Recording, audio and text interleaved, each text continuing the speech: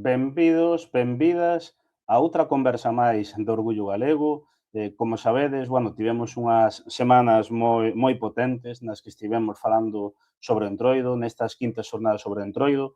Aí falamos, sobre o significado do Entroido, estivemos coñecendo un poquinho máis sobre as mascaradas oval do Támega, tamén outros entroidos, a Fonsagrada, Malpica, Ribadetea, etcétera, e son unhas conversas que xa tedes subidas na nosa canal de YouTube en formato podcast no iVoox e no Spotify, e sempre digo, non, que despois o Entroido pois tamén ven ese período pois de investigación, de lectura, non, e de aprendizaxe pois sobre o que é a gran festividade da cultura galega. Pero as conversas Orgullo Galego seguen. E hoxe vamos a falar novamente sobre a Revolución Galega de 1846. Sabedes que hai aproximadamente un ano e medio, máis ou menos, estivemos con o César Caramés falando xa nunha charla máis introductoria sobre o que foi esta revolución, sobre moitos mitos que houbo alrededor dela, sobre os novos descubrimentos. Pois xa a camiño dos 2 anos en desa conversa volvemos a telo connosco e vamos a falar con el pois sobre ese proceso de investigación incesante que leva ao longo de todo este tempo, que deu froito en nesas pesquisas, en novos datos, en novos descubrimentos, tamén están con un proxecto de documental e de máis cousas, que é do que vamos a falar hoxe, que vai ser unha conversa que sirva, digamos, para complementar esa primeira que tedes xa nas nosas plataformas e que deixarei, en todo caso, na descripción. Vamos a darlle paso e vamos a comezar con esta conversa sobre a Revolución Galega de 1846. Moi boas. Hola, Borxe, que tal?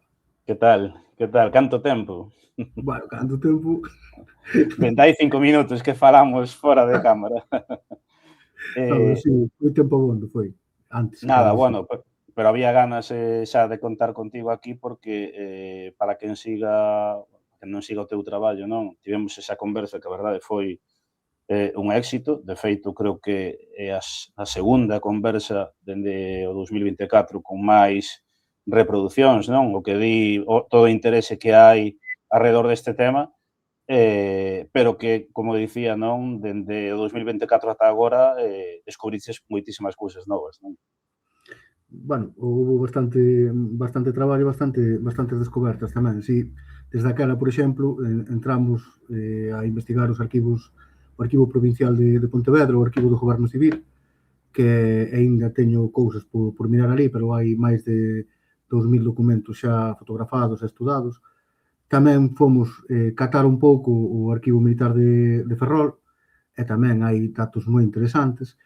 E despois publicacións, sobre todo da prensa internacional, de países que ainda non investigara daquela cando faláramos, que hai moitísima máis información. E despois tamén libros e análises sobre a Revolución de 1846, que tampouco daquela ainda tocara, e que agora sí que vin.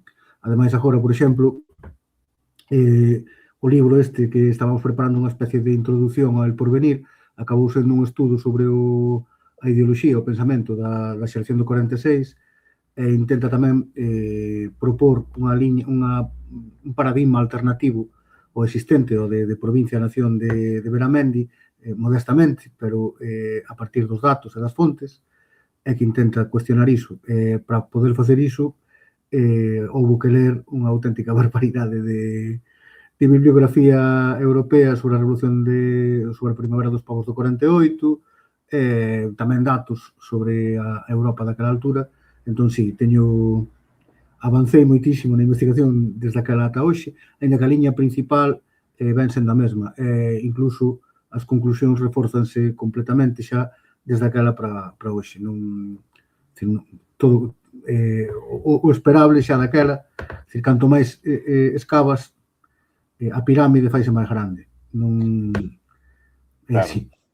Naquel momento que, xa aportabas un coñecemento moi vasto de toda esta temática, non? Pero xa casi 2 anos despois, supoño que, visto con perspectiva, non? Quero dicir, agora tes moitísima máis información, máis coñecemento, incluso te está axudando pois a poder entender máis cousas, non? Quero dicir, porque levas 2 anos, máis de 2 anos, pero quero dicir que non paras, que é unha constante na túa vida, ao final, esta temática. De feito, estou desexando acabar dunha vez, porque vou acabar fatal da cabeza como non acabe. A idea é que, unha vez que saquemos agora o documental, que saia un libro máis gordo despois do libro que imos sacar agora tamén, unha vez acabe con iso, quero parar unha temporada grande, porque teño unha saturación de información agora mesmo na cabeza que me enche moitísimo. Entón, si teño moita gana de acabar. É moita cousa seguida. Claro, claro.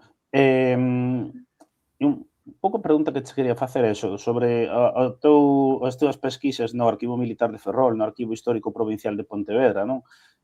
Porque eu que che sigo, pues, por exemplo, no Twitter, foches editando datos moi interesantes, algúns ligados pois a vilas, aldeas e concellos concretos. Non sei se nos podes achegar información destas pesquisas, non? Porque xa polo que me tes comentado a nivel persoal, non, hai auténticos descubrimentos, non? Claro, é que a idea que tiñamos previamente era, isto foi un pronunciamento militar, entón, cun pouco de apoio civil. A cuestión é, cando te metes nos arquivos, empezan a aparecer por toda, concello a concello, moitísima xente buscada por tomar as armas, non por apoiar, por tomar as armas na revolución. Revolución que é así nomeada, ademais, nos papéis. Aparecen nos boletíns oficiais provinciais e aparecen tamén no Arquivo Provincial de Pontevedra, por exemplo, e tamén algo do que mirei, ainda falta moitísimo por mirar no Arquivo Militar de Ferrol, pero tamén aparece. Entón, ves que hai unha extensión enorme, inmensa, de apoios, non apoios superficiais, apoios ata o fondo, é dicir, ata o punto de ter que escapar por tomar as armas para apoiar o goberno galego do 46. Entón, iso racha completamente a imaxe que temos aí. E iso reforza tamén a idea que tiñamos previamente do apoio popular a partir tamén das contradicións materiais, é dicir, temos que volver ao básico. A xente está vivindo a crise económica do capitalismo de 1845, que é unha crise agraria e tamén unha crise financiera e industrial, financiera na medida en que podía ser naquele momento. E, ao mesmo tempo, está padecendo a aplicación das medidas de construción do Estado Liberal Español, do proxecto español, e unha delas, das máis potentes, é a reforma tributaria de Monsantillán, que é a centralización dos impostos. Entón, no momento en que lle sobes un 200% os impostos aos labrejos galegos, no momento en que Galiza paga moitísimo máis ao Estado do que contribuía antes, e que, ademais, tens que pagar en moeda, é dicir, tens que pagar en cartos, en metálico, non podes pagar unha parte da túa colleita, como facías antes, iso coincidindo coa crise económica, evidentemente vai provocar un estúpido brutal. Se tes á fronte do movimento revolucionario galego xente que entende iso e que unha das primeiras cousas que fai é suprimir os impostos ou baixar os prezos, baixando o prezo do sal, por exemplo, ou eliminando os impostos indirectos, os impostos de portas, entón vas ter un apoio bastante forte. Sinda por riba, lles vas pagar aos voluntarios expropios o Banco de San Fernando, que é o Banco de España daquela, expropialo como goberno galego, é unha das medidas acordadas o 16 de abril, cos cartos que expropias, pagaslles o salario a todos os voluntarios que se apunten aos defensores do povo, que son esos grupos armados que utiliza, populares, que utiliza o goberno galego, entón vas ter un apoio bastante forte. Ata tal punto que ves que xente que está, que é a máis pobre dos seus lugares, é dicir, na documentación atopas, por exemplo, en Mourente, en Pontevedra, aparece labrejo, pobre, traballa pola comida.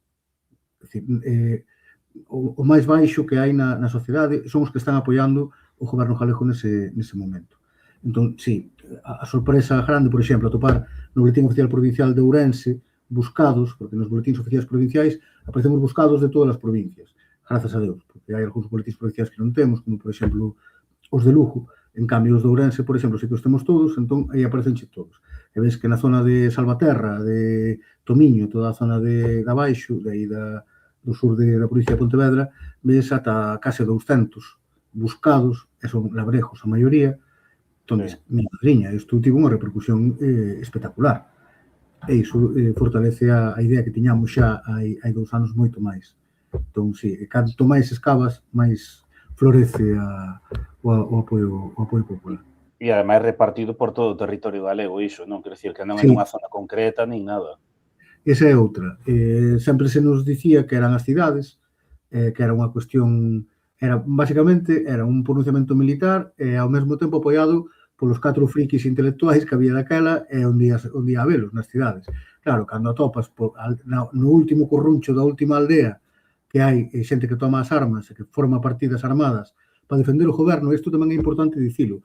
Non é que se sumen así a un totum revolutum, non, están ás ordes do goberno galego. De feito, na propia documentación aparece moitas veces que son estudantes ou quen é o que lles leva as ordes e a quen obedecen. E incluso tamén aparece que se leen os manifestos, as consignas do goberno galego. É dicir, están obedecendo unha autoridade central que é unha autoridade central galega e revolucionaria, que é a autoridade do goberno galego de Pío Rodríguez Terrazo, Faraldo, Buch e Santos. Claro, e porque ademais comentabas ti o tema das cidades e tal, pero claro, isto pregunta onde o meu descoñecemento, pero século XIX, que 80-90% da poboación galega vivía no ámbito rural, non? Entón, sí, dá sentido a que eso sexa así, ademais.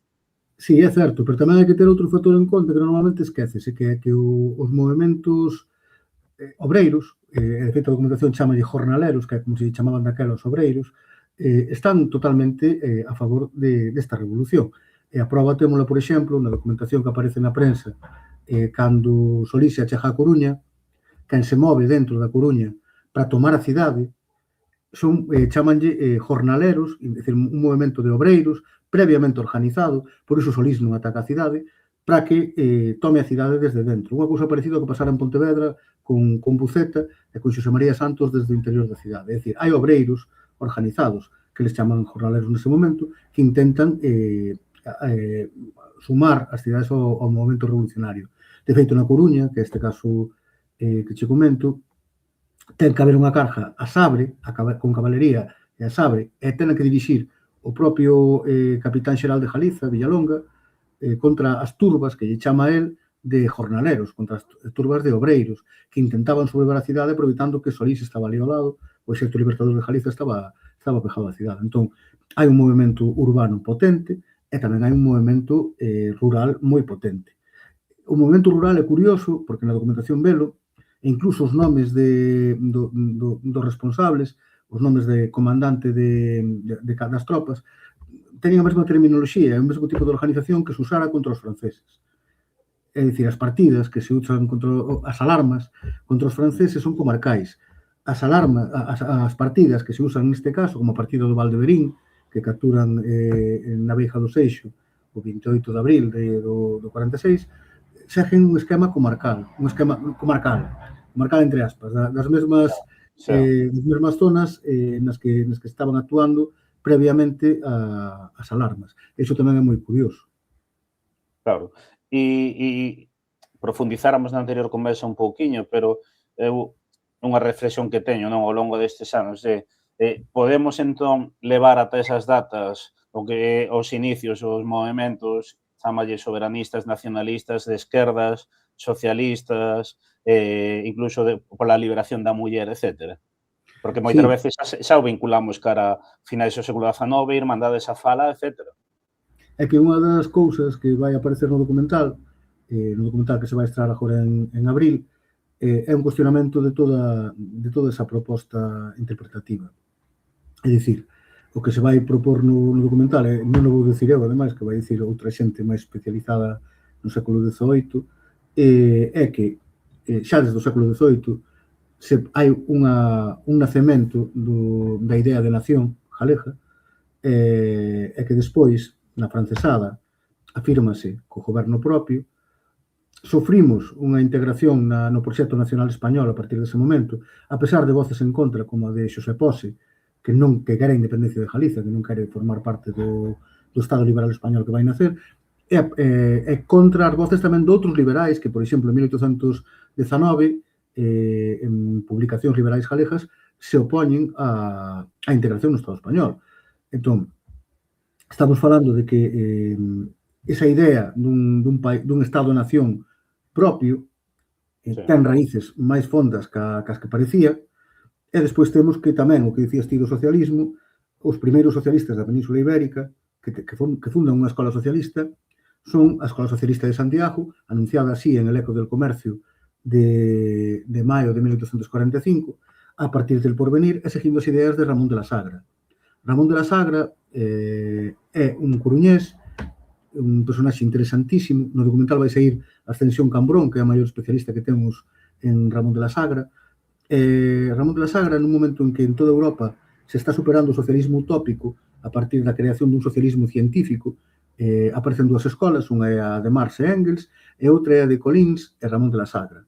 Entón, este Ramón de la Sagra é un dos redactores del Porvenir. Este Ramón de la Sagra, que é un coruñés, é un tipo que botou moito tempo en científico, botou moito tempo en Cuba, que está escribindo a historia natural de Cuba, que ten relación con Proudhon, que coñece a Marx e Engels, e resulta que é o mestre desta xeración de rapaces de 1846.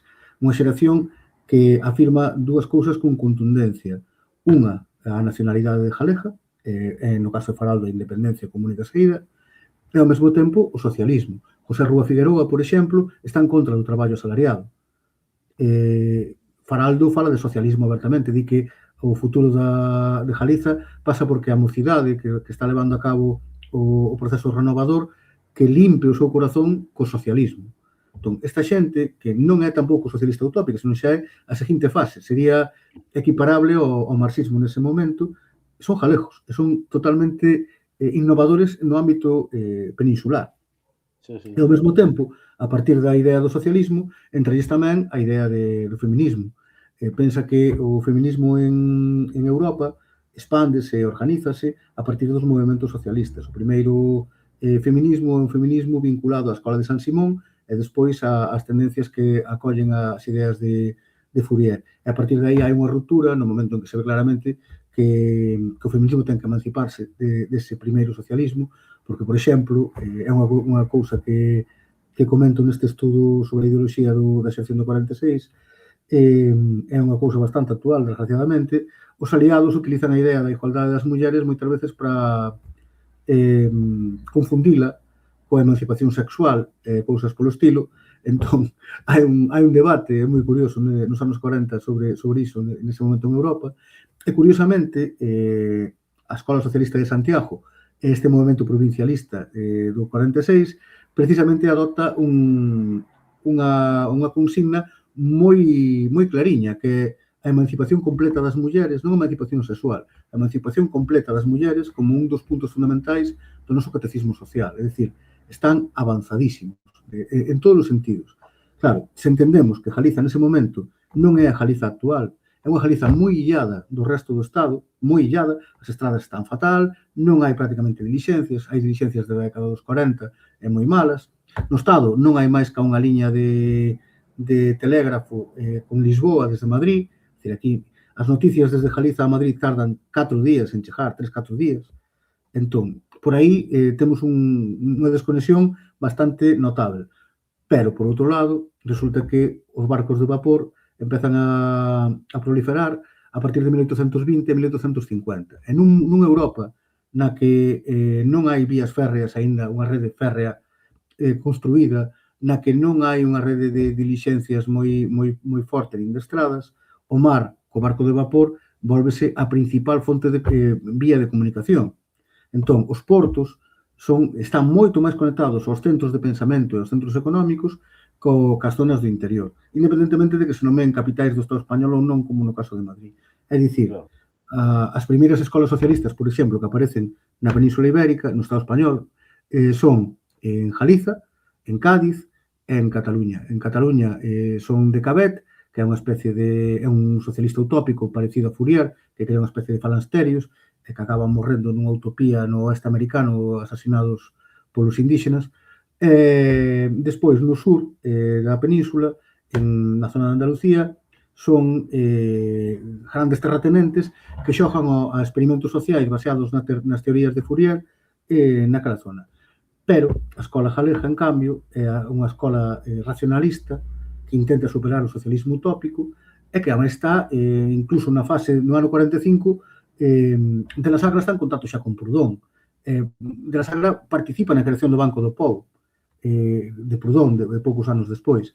Entón, temos unha conexión con Europa moi avanzada que nos permite que nos entren as ideas feministas, as ideas socialistas, e que racha, eu sei que é moi radical, a ruptura coa idea que temos de Galiza presente e a Galiza que hai nese momento. É unha Galiza moi diferente a actual. De feito, a partir de 1764, en que comeza a haber, en que se abren os portos galegos ao comercio americano, hai unha especie de esplendor económico bastante forte que cae en decadencia a partir da década de 1830.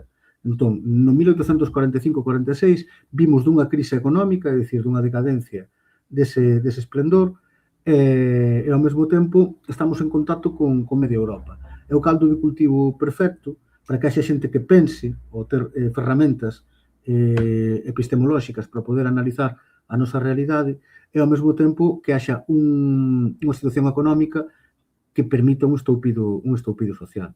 Eu creo que é o que se produce no 46. E ao final é o que falamos, non? Que racha ese tópico de que Galicia estaba completamente aillada, aínda con esas dificultades de conexión, o sea, racha completamente esa idea de un territorio aillado e desconectado do mundo. Totalmente. Además é que cae de queixón, é dicir, date de conta, ti tes un barco a vapor, chegas en nada a Francia ou a Londres. Imagina, por exemplo, hai un caso moi concreto que comento no... Antes que a Madrid. Antes que a Madrid, que o de Madrid é moi importante para eliminar a mentalidade que temos agora sobre construída a partir da idea de Estado-Nación e de nacionalismo español desde que nacemos, de Madrid é el centro del mundo. Home, no actual, claro, hai avións e hai trens. Claro. Nos anos nos que estamos falando, non. Por exemplo, un caso así tal, ti para ir a Madrid, desde aquí, erache máis fácil coller un barco na Coruña ou en Vigo e tirar ata Santander e desde Santander pillar ali unha dilixencia que te levase a Madrid que ir desde aquí por terra ata Madrid. Iso é unha loucura. Expoñeríaste a unhas estradas malísimas, a que te ataquen os bandoleiros, que era moi frecuente, ademais, os ataques de bandoleiros. Entón, imagina o contacto que podemos ter nós con Europa nese momento e o contacto que podía ter Madrid. Por iso, a nivel ideolóxico, e tamén explica moito como ve esta xeración do 46, Faraldo e todos estes, o racismo madrileño. Hai un racismo moi forte nese momento. Feito zumban os galegos, fanos pasear cunha escaleira, é unha tradición que teñen ali, e rinse deles, e tiranlle cousas e tal, chamannos de todo, é dicir, ese racismo que xa existía nos séculos XVI, XVII, XVIII, ainda se mantén, e incluso se empeora. Claro, pero de repente ti ves que tes unhas ferramentas intelectuais moi superiores àqueles que te consideran inferior. Entón, o choque é como mi madriña, pero de que van istas, non? Claro. Sí. E logo tamén hai un tema moi interesante, non? Que foi, non lembro exactamente cando, pero foi hai uns meses, que curiosamente apareceu o terceiro número do boletín chamado La Revolución, non? Que tamén é curioso. Atopou no Celso Álvarez Cácamo e despois Xurxo tamén, entre os dous, recuperaron. Sabíase que había un terceiro número, porque sabíase xa de antes, porque o propio Barreiro fala dos tres números, e incluso Barreiro cita no seu libro, cita cachos do terceiro. É super curioso tamén a interpretación que se fai destes tres números. Eu publiquei, creo que foi hoxe, publiquei en Twitter, foi onte, a interpretación o contexto en que se escribe cada un dos números, e sen iso non se entende nada. O primeiro número da Revolución escríbese o 15 ou 16 de abril, coa parte militar progresista de Solís, dos militares puramente españois, é dicir, é un pronunciamento máis sobre Solís, non é un pronunciamento provincialista. Hai que diferenciar ben estas dúas partes, porque senón iso permite unha confusión tremenda. Nese primeiro número de La Revolución aparecen as demandas dos militares progresistas e aparece tamén un contido claramente nacionalista de Faraldo, provincialista, como lle queiramos chamar, de Faraldo e do grupo civil provincialista. Ben, eso sería un primeiro número de consenso. Aí, por exemplo, tes Galicia é unha colonia da corte, pero a continuación tes Viva la Reina Libre, Viva Isabel, cousas polo estilo, non? España, non sei que. Eso sí, no primeiro número xa ves tamén cal é a estrategia dos provincialistas, seguramente de Faraldo, que era un coco, que todo ese primeiro, esa entrada do primeiro boletín é un manifesto asumible polas dúas partes. Pero o interesante aí son o articulado que aproban de medidas, que é o que lle chama a prensa española, chamalle la Constitución gallega. O articulado de medidas dese primeiro número del Porvenir con data do 16 de abril, é dicir, o primeiro que acorda o goberno galego, non o manifesto arquicoñecido de Galiza, verdadeira colonia da Corte. Non. O que aproba o goberno galego. E o que aproba o goberno galego é a primeira medida de todas, artigo número 1, anúlanse os actos do goberno de Madrid. Artigo número 2, esta xunta asume todo o poder sobre o noso territorio co apoio das xuntas revolucionarias locais. Suprímese a policía. A Guardia Civil pasa a formar un novo corpo, ás ordes de Buceta, que se chaman Guías da Liberdade. Expropias o Banco de San Fernando. É dicir, estás actuando como un goberno soberano. Por iso a prensa española os ataca chamándolle la Constitución gallega e acusando a quen está detrás de todo iso, que o sinalan co dedo, que é Antolín Faraldo, que lle chaman el secretario provisional de la patria de los suevos.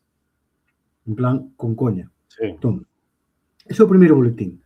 O segundo boletín, os soldados, é dicir, a parte militar marcha, é dicir, divídese o Exército Libertador de Galiza, chamado así por proposta do goberno galego, divídese en dúas partes.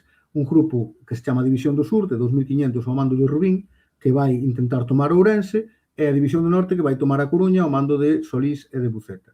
Bueno, é dicir, queda Compostela soa, e quen está redactando iso vese libre para redactar o que lle dá gana. No número 2 da Revolución, ves, mirádenos Irlanda, Italia, que daquela non era independente nin estaba unificada, e Polonia, eran as tres grandes loitas independentistas do comezo do século XIX. Mirádenos, aprendede de nós. 2 millóns de persoas, aprendede de nós Italia. É dicir, é un manifesto que se o colles, el só dis, bueno, isto é claramente independentista, evidentemente. De feito, el Imparcial, a prensa do momento, interpreta este manifesto así e queda escandalizado. En plan, estánse comparando con Italia e con Polonia, falan de independencia de Galiza, chamanlle nacional ao levantamento, inda que só se dá en Galiza. Entón, é unha cousa curiosa. Ese sería o segundo manifesto, que é radicalmente do grupo de Faraldo. Non están os militares en Santiago.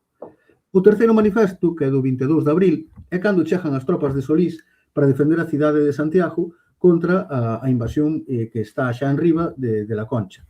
Xusto ese día hai unha carta de resposta do goberno galego a Solís no que ves que teñen uns cristos tremendos. A carta está escrita por Faraldo. Entón, teñen uns cristos tremendos, lees la revolución que se publica ese día e ves que se lle cede todo o poder a Solís como un cónsul. Os cónsules na Roma da Antigüidade asumían todo o poder da República en sí mesmos no momento que había un perigo para a República. Entón, collían como Craso, cando ten que loitar contra Espartaco, asume o consulado para poder defendela. Bueno, pois o mesmo neste caso. Entón, dase todo o poder a Solís. O segundo artigo que aparece no terceiro boletín que reencontraron ano pasado é un artigo do propio Solís, ordes do propio Solís. E despois, polo medio, ves el 2 de maio de Madrid, la lucha contra os franceses, viva España. Entón, claro, se ti fas como Barreiro e dis, isto todo está escrito polas mesmas persoas. Dis, mi madriña, como están como calderetas, porque non se entende, é dicir, están tolos. Un día di unha cousa, outro día di o contrario, se pos en contexto, sí que o entendes. Entón, o entendelo en contexto, ves cal é a evolución de todo o movimento. Se colles o último número, ti podes justificar que non hai revolución do 46, o que hai un pronunciamento español máis do montón, porque aí ves outra vez as mesmas consignas de Solís que vías o 2 de abril, cando el fai o seu pronunciamento. Claro, se colles o número 2, dis, mi madriña, isto é unha revolución claramente independentista, na que todo o mundo está de acordo na loita pola liberación nacional. E se colles o primeiro, dis, querían a autonomía, que é o que fai Barreiro. Barreiro colle o número 1 e o número 3, e salto o 2. Se o coñecía, porque sabe que hai un 2, pero salto. Non cita para nada o 2. Entón, ti podes facer iso, claro, pero hoxe en día sería unha deshonestidade intelectual facelo. Ti tens que dicir que hai dúas partes, que hai unha parte mayoritaria ou hexemónica a nivel popular, que é a nosa, e que iso se aproveitou dun movimento militar que é a que ten as armas e que tens que usalos, que é a parte militar progresista española. De feito, Biceto, nunha semblanza que fai de Faraldo, en 1875, creo que fai unha, no período que escribía daquela, que era non sei que galaica, non me acordo xa o título.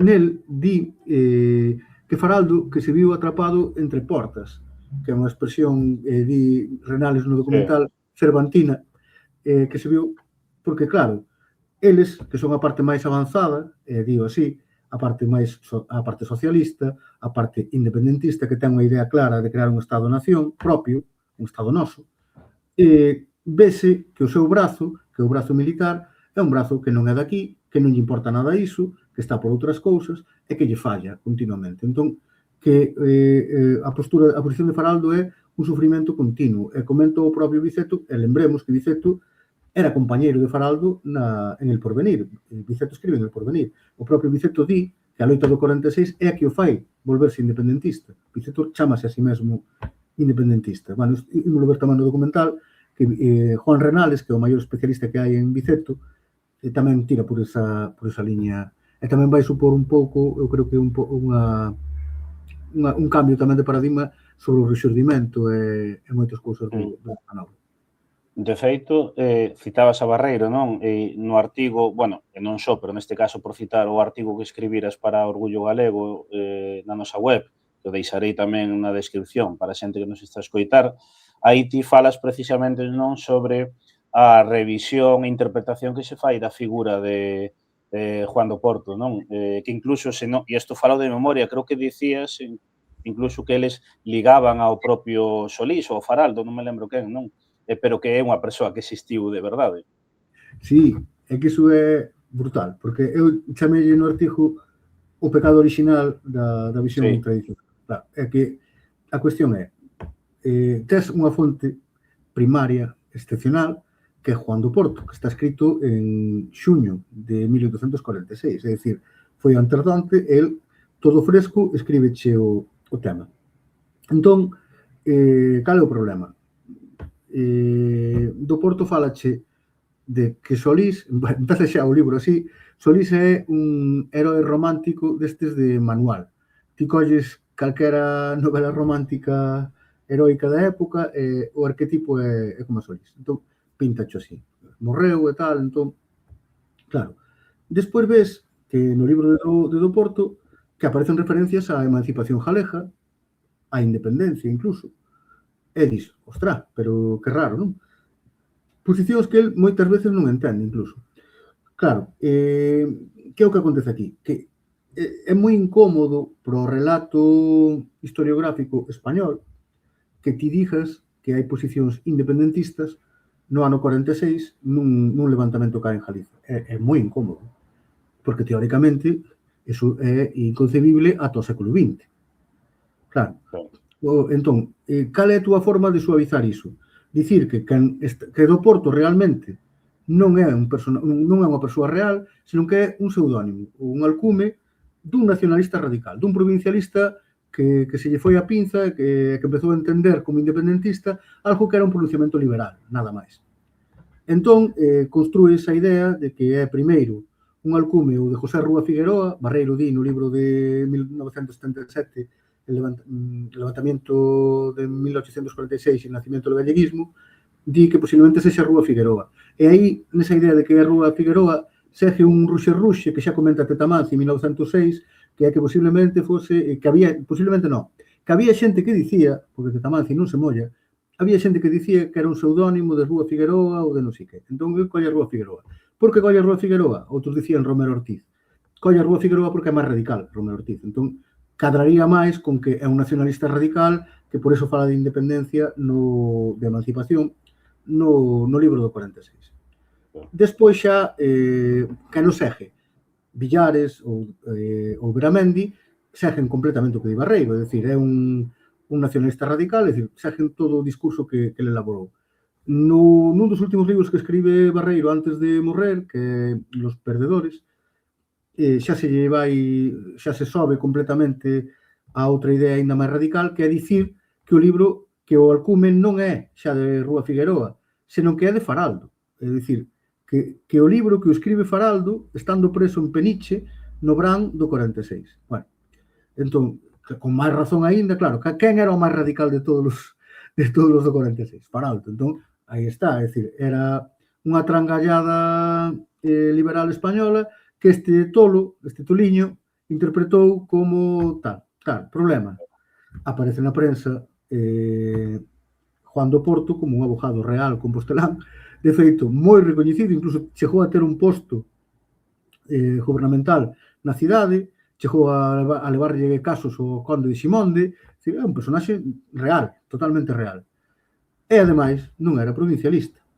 Non, era todo o contrario, era un progresista español partidario da facción de Solís. Pero que, ademais de que atopamos por todos os lados na prensa, é dicir, en centos de referencias á súa persoa, despois temos tamén outro problema, é que con que leas un pouco detalladamente o libro que escribiu, vas ver que hai unha cantidade de críticas á Xunta Superior de Galiza, á Xunta de Santiago e as medidas que toman, que os pon de inútiles, que aprobaron o de anular os actos do Goberno de Madrid e que ele non entende por qué, e diste, ostras, isto escribiu Faraldo, non entende por que ele mesmo anula os actos do Goberno de Madrid. Claro. Non ten sentido ningún.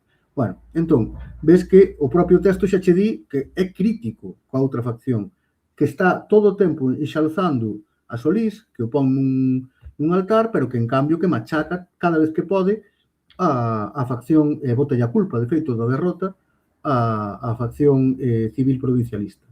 Claro, e se ainda por riba, xa tes iso no propio texto, pero ainda por riba atopas na prensa comunicados de Faraldo e de Romero Ortiz criticando o libro de Do Porto pola súa falta á veracidade dos asuntos, dos feitos. É dicir, hai un debate na prensa entre Juan do Porto por un lado e Faraldo e Romero Ortiz, que son os secretarios das Xuntas Galegas, por outro, no exilio, desde o exilio, dicindo que eso non foi así.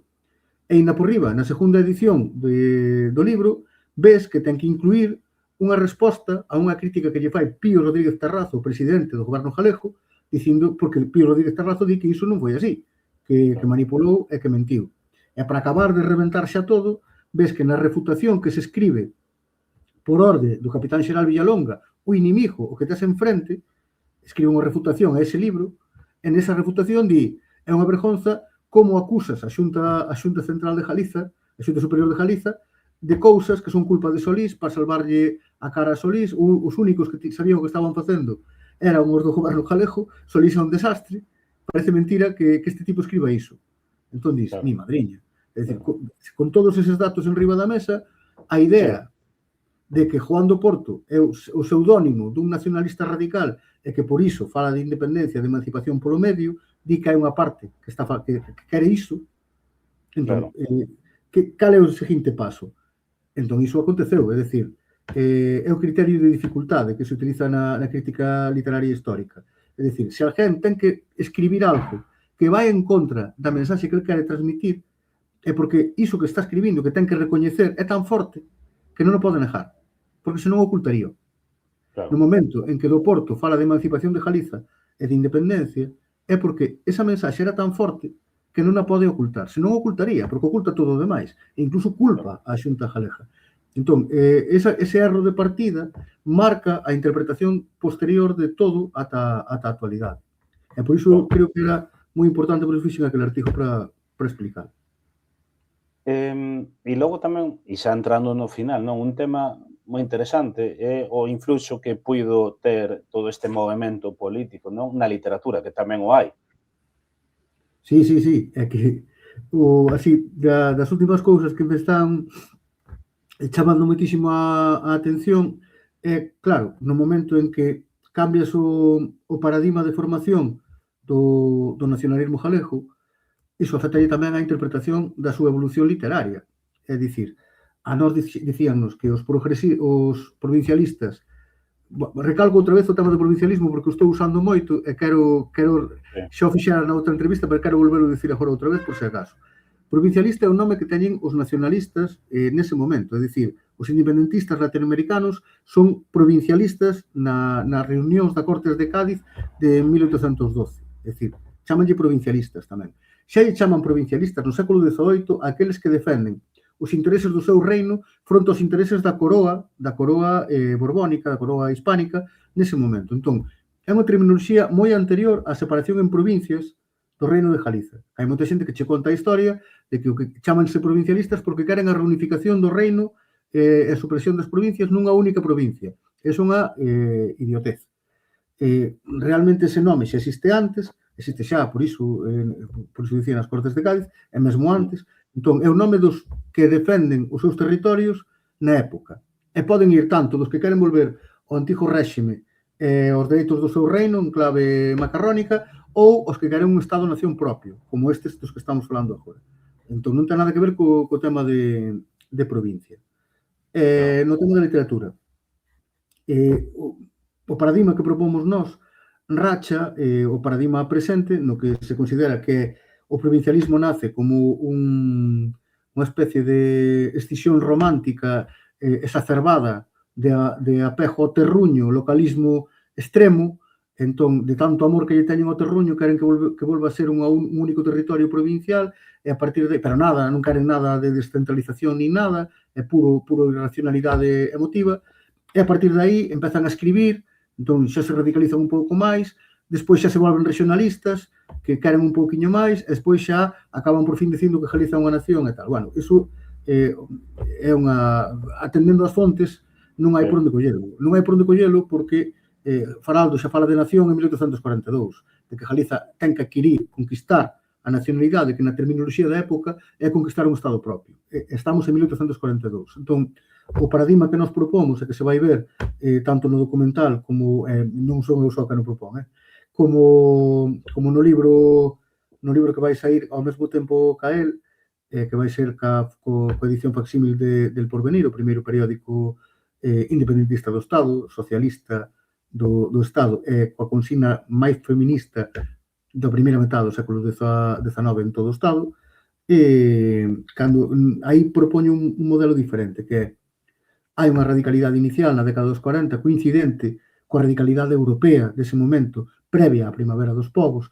Os anos 40 é un momento de moito estoupido intelectual e social, é dicir, as contradicións do Estado-nación e do capitalismo industrial están deixando ver as súas fisuras. Entón, hai un movimento moi forte de análise sobre a sociedade en todos os sentidos. Por exemplo, é un momento en que o nacionalismo de tipo mazziniano, é dicir, Mazzini é un nacionalista italiano que promove a construción de unha serie de sociedades secretas chamadas Jove in Italia, a Xove Italia, a Xove Irlanda, a Xove Polonia. Entón, son que os países que están oprimidos ou que non teñen a súa independencia conquistada, que se organicen en redes secretas que se chama a Xove tal. Estas redes secretas que intentan superar o modelo das sociedades secretas carbonarias, estenden por toda Europa un nacionalismo revolucionario, un nacionalismo internacionalista. De feito, a Internacional Socialista copia o modelo da Internacional de Mazzini, que é a Xove Europa como idea. Este modelo de internacionalismo cree que as distintas patrias deben ser libres e unirse en confederación para ser todas iguais e construir unha humanidade mellor. Entón, nese nacionalismo que hai nese momento onde temos que inserir os nosos nacionalistas dos anos 40. Velo por todos os lados, velos nas citas que fan e velo incluso en como se chaman. El Porvenir é o periódico de la juventud gallega, como Young Ireland, como Jove in Italia. É dicir, ves que é o mesmo movimento. E, ainda por riba, incorporan as ideas socialistas. Entón, se entendemos a radicalidade deste momento inicial dos anos 40, que xunta o feminismo, o nacionalismo e o socialismo, e vemos que despois hai unha represión salvaxe despois do 46 que provoca un debalo tremendo e que caen no culturalismo, é dicir, que se vayan para a escritura, para a poesía, para a historia, pero que non volvan construir un movimento político ou un movimento armado de ningún tipo, daste de conta que é o mesmo que pasa en Europa. Despois da Primavera dos Povos, hai tamén un debalo, unha volta atrás de radicalidade en todos os sentidos. Entón, o rexurdimento, comprendérmolo como unha saída culturalista ou literaria a unha derrota e a unha represión moi forte, moi parecido ao que pasa co piñeirismo despois da Guerra Civil, é dicir, que tenden cara ao culturalismo frente á acción política, que é o contrario que acontecía na década anterior. Entón, se o vemos aí e vemos as raíces da idea de nación no país a partir das sociedades económicas do país, igual que en Latinoamérica. En Latinoamérica, a idea de independencias americanas, de provincialismo e de americanismo, esténdese a partir das sociedades de amigos do país. É a partir, despois da conquista napoleónica da península, cando os virreinatos asumen a soberanía frente a Madrid, porque Madrid está ocupada polos franceses. O mesmo que pasa co Reino de Galiza, que asume a soberanía porque o rei está secuestrado frente ao goberno de Madrid. Entón, se ves que eses procesos van en paralelo, que veñen de vello, que nos 40 teñen un purrón considerable, en parte porque se asenta o Estado-Nación español, empeza a percibirse a súa existencia. Pensemos que, por exemplo, as oposicións a funcionariado comezan a darse a partir de 1845, a partir da Constitución de 1845. Non hai prácticamente administración moderna antes, ou moi pouquiña. Entón, cando ves todo iso, ves que hai unha radicalidade inicial, unha derrota, unha represión moi forte, un paso atrás, e despois unha lenta recuperación. E iso coincide máis coa historia política dos movimentos europeos que outra cousa. Por suposto, isto sitúanos fora da historia tradicional e tamén apártanos un pouco dos nacionalismos vasco e catalán, que aparecen moito despois, e que son fenómenos distintos. O noso aparece antes, de feito, les a Balaguer en El Genio e os cataláns dese momento, que son os pais da Renascença, están flipadísimos con Faraldo. É dicir, o centro da innovación nese momento son os galegos. Iso tamén é outra cousa que nos pode chocar hoxe en día, pero é moi fácil de demostrar documentalmente. Hai poemas de Balaguer a Faraldo que parecen poemas ao Che Guevara o poema ao Che Guevara de como se chama, de Celso Emilio Ferreiro, por exemplo. É dicir, ves que o eixo de referencialidade que se move despois, non antes. Outro factor, antes de que acabemos. O tema da relación entre lingua, etnicidade e nacionalismo neste momento non é central. É dicir, en ningún nacionalismo de Europa. En ningún nacionalismo de Europa a lingua é fundamental. É dicir, é un factor máis. Pero o máis importante, seguindo as ideas de Mazzini, é a conciencia de patria. Por lo tanto, é tan absurdo esperar que os independentistas dos anos 40 en Galiza escriban en galego, que xa o fan, empezan a facelo, é dicir, provincialistas como Camino ou Pintos, que escriben Misterios de Pontevedra xa nese momento, que é un periódico provincialista, xa escriben en galego, empezan a facelo. Pero claro, estamos nun momento en que a nivel europeo, por exemplo, o esloveno comezas a utilizar para facer guías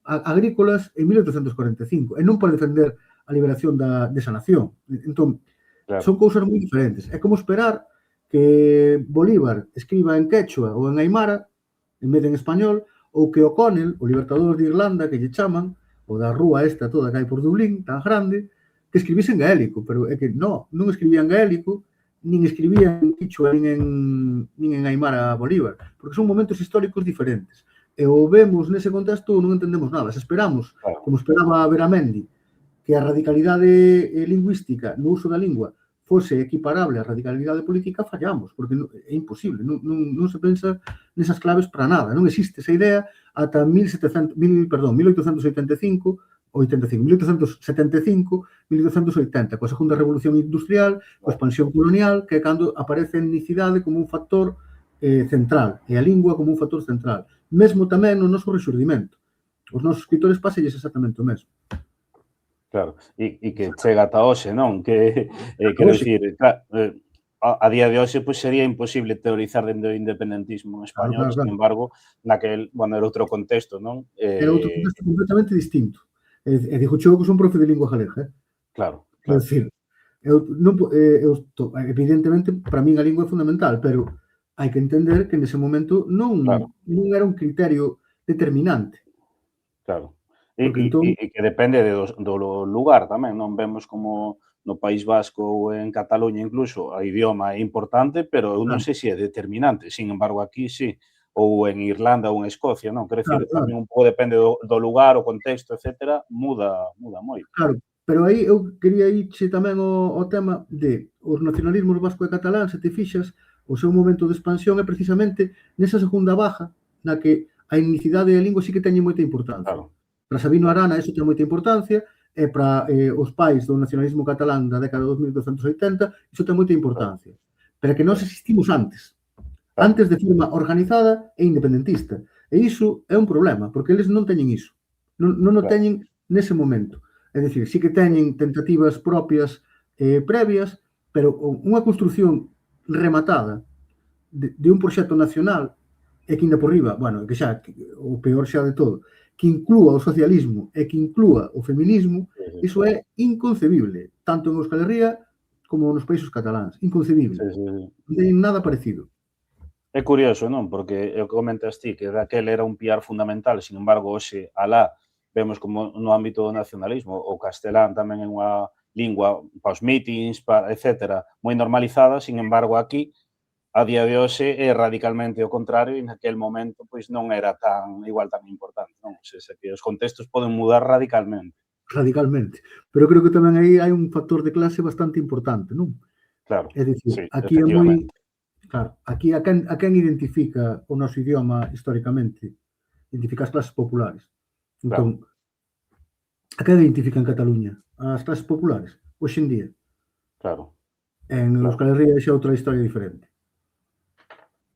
Claro, efectivamente. É un tema, sí. E logo tamén, agora si no final, sí que te quería preguntar, porque estás falando do documental, do libro, e dos facsímiles, etcétera, al porvenir, para a xente que nos está a escoitar, cando vais a ir isto, onde podemos comprar, ver, non sei se nos podes dar información xa sobre todo. Sí. Despois de 2 anos, a última vez que falamos, ainda non, pero xa empezáramos, eu comentara que estábamos empezando, e o prazo que nos deramos fora 2 anos, e cumprímolo. O documental vai sair en abril, estrearase en Santiago, no Teatro Principal, o 26 de abril, o día dos mártires, no Teatro Principal. Pode ir calquera que queira ir, vai ser gratis a estrea. Despois proxectarase tamén nas vilas e cidades do país. Simultaneamente, vaise publicar o facsímil del Porvenir. El Porvenir é o periódico desta mocidade revolucionaria en 1845. É o primeiro periódico que fala abertamente, di literalmente, axiña chegará o día en que os galegos sexamos só galegos. Ou fala, a pesar da censura de Narváez dese momento, de recuperar a independencia dos suevos. Entón, da época súa, está falando claramente de independencia nese momento, é o periódico desta mocidade, e nese periódico tamén se agrupa a Escola Socialista, que lle chaman, de Santiago, que é a primeira escola socialista propia que existe no Estado español, e ao mesmo tempo tamén é onde se lanza a consigna esta que eu te comentaba antes de emancipación completa das mulleres, como un punto fundamental do noso catecismo social, aparece tamén nese periódico. Faraldo xa falara diso antes, xa no 42 falou de emancipación das mulleres, pero a emancipación completa das mulleres aparece xa en El Porvenir, aparece despois en El Porvenir tamén como consigna propia. Entón, ese periódico vaise editar en facsímil cunha introducción miña, que é un estudo sobre o pensamento desta xeración do 46, e que propón tamén un paradigma diferente ao de Provincia a Nación de Justo Veramendi do seu libro, que é o hexemónico neste momento a hora de analizar esta época. Tomo moitísimo traballo, por certo, creo que nunca lín tanto en toda a miña vida, espero non ter que ler nunca tanto outra vez, porque senón vou acabar fatal. Intername en coixo, seguro. Entón, iso vai sair... Tens que deixar de ler, porque como atopes algún dato tal, xa volves a enganchar e te perdimos. Vou subir ao alto do monte e encerrarme ali nun casarello. O libro vai sair ao mesmo tempo co documental. No documental participan, hai 17 entrevistas e aparecen desde catedráticos de Historia Moderna como Isidro Duber, que publicamos hoxe, que entrevistamos, especialistas en de la Sagra como Ascensión Cambrón, aparece Camilo Cortizo, que tamén é profesor de Moderna na Universidade de Santiago, aparecen profesores de contemporánea como Ramón Beja, que é o que fixo a biografía de Juana de Vega, por exemplo, ou aparecen doutores en Historia como Antón Santos, como Uxío Breogán, aparecen especialistas en Pedraio como como se chama? Marga Doval, e aparecen, hai moito máis xente, son 17 entrevistas, Paco Rodríguez, por exemplo, na que se ve desde Carlos Callón, de distintos puntos de vista, o que acontece aquí. E intentamos, desde eses distintos puntos de vista, elaborar un relato unificado que cuestione, que intente abordar de outro xeito o paradigma existente neste momento. Sobre todo, tamén vai haber moito dato e moita documentación para explicarlo. Tamén vai haber unha novidade, vai estar Manolo Gago tamén, falando, vai haber unha novidade que é, imos empregar debuxos animados para ilustrar os momentos cruciais do entramos aí en contrato con unha produtora de debuxos animados e foi a que elaborou esas ilustracións. E tamén imos fazer outra cousa que é día a día, con mapas, ver que está pasando nos movimentos de cada unha das partes, porque senón non hai que non entenda. Se colles este Tetamancio ten unha cantidad de documentación espectacular, pero podes acabar mal da cabeza intentando entendelo, porque é demasiado dato. Entón, nós intentamos simplificalo. E canto dura o documental, máis ou menos? Pois está nunha hora e media agora mesmo, eu creo que non vai pasar da edición. A edición que temos agora pechada, imos meter algunha cousiña máis e quitar outras tamén, ainda estamos expostos a cambios, porque ainda temos 2 meses de prazo. A edición final xa está feita, e agora andamos cas típicas mixericadas que temos todos de última hora de isto xa vi moitas veces e non me gusta. Podemos meter isto outro novo e tal, entón ainda estamos así nestes retoques finais, pero iso, botelle unha hora e media que será o que dure como moito, vamos. E logo quedará subido en internet ou como... Despois vais a proxectar por todos os lados e despois farase público pasado un tempo. Paralelamente a isto tamén, outro dos proxectos que tiñamos era que as entrevistas íntegras, isto tamén é importante dicilo, porque claro, 17 entrevistas nun espazo tan pequeno, tens que seleccionar moito. Entón, queríamos poñer as entrevistas íntegras e toda a documentación que temos, é dicir, toda a documentación que eu fun acumulando nos últimos 13 anos, tanto de arquivos como de boletíns oficiais, como de prensa estranxeira, por exemplo, de prensa estranxeira, agora temos de Bélxica, que non tiña hai 2 anos cando falei contigo, hai unha burrada de noticias, de Brasil, de México, de Estados Unidos, hai moitísimas, dos estados alemáns hai unha barbaridade, de prácticamente seguimento diario do que está pasando en todo momento. Do Imperio Austríaco tamén, moitísimas. Entón, todo iso, metelo tamén nunha docu-web ou nunha páxina que todo o mundo poida consultalo, é que o que dicimos non sexa simplemente porque o dicimos, senón que se poida comprobar cales son as razóns que levan a defender iso. Pois con todo isto quedamos pendentes xa, a verdade que hai moitas ganas o documental do libro, porque, bueno, é un traballo subconsciente, un traballo impresionante, e xa non só todo o traballo, non, senón logo mudar a idea, o paradigma, a imaxe que temos de todo este proceso é complexo, pero creo que todo isto vai a contribuir a iso e estaremos pendentes de todo isto, divulgarémoslo tamén no Orgullo Galego. E nada, pola miña parte, darte as grazas por estar novamente nestas conversas e se sabes que é un placer conversar de todos estes temas. Grazas a ti, sempre, xa o sabes. E cando queires en Moraña tomamos unha. Pois sí. Pois nada, deixámolo aquí.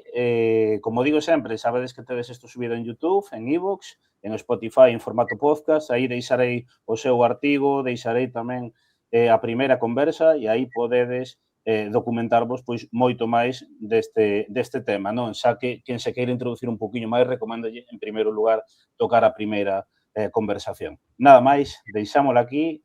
Chao.